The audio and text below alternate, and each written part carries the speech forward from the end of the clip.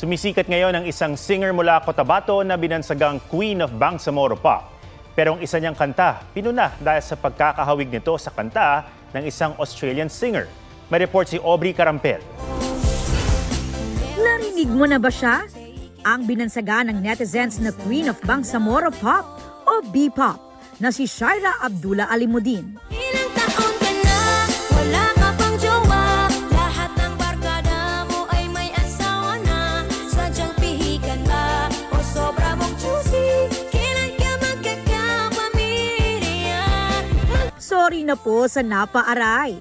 Sa mga single, di naman siya nagtataray. Baka magsisi ka, forever kang single.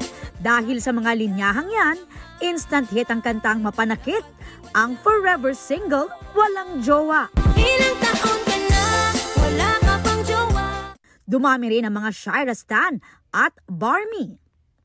At ang B-Pop, tila nabigyan raw ng espasyo sa mainstream platforms. Milyon-milyon na ang views at likes sa kanyang mga kanta. Malaking bagay raw para sa mga Moro singers na hirap mabigyang pansin sa music industry. Mag-asawa ka na, habang may oras pa.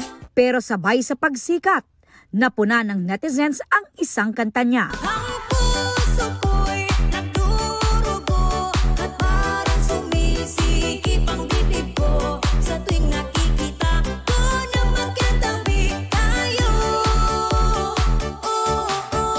Ang tono kasi nito, hango sa Trouble is a Friend ni Australian singer-songwriter Lenka. He's there in the dark, he's there in my heart. He waits in the wings, he's got to play a part.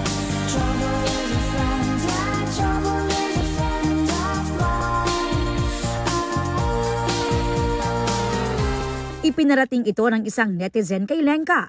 Reply ng singer, gumawa na sila ng hakbang ukol dito. Ayon sa production team ni Shaira, tinake down muna nila ang selo sa streaming platforms. Humingi rin sila ng paumanhin. Nakikipag-ugnayan na raw sila sa team ni Lenka para maging official cover version ng kanta ni Lenka, ang Selos. Aubrey Carampel, nagbabalita para sa GMA Integrated News.